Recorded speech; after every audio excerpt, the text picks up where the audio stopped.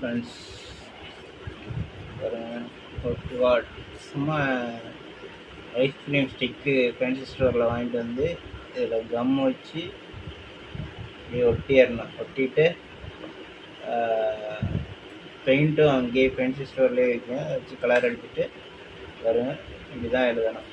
நல்லா இருக்குது, பார்க்குறதுக்கே சூப்பராக இருக்குது. வருங்க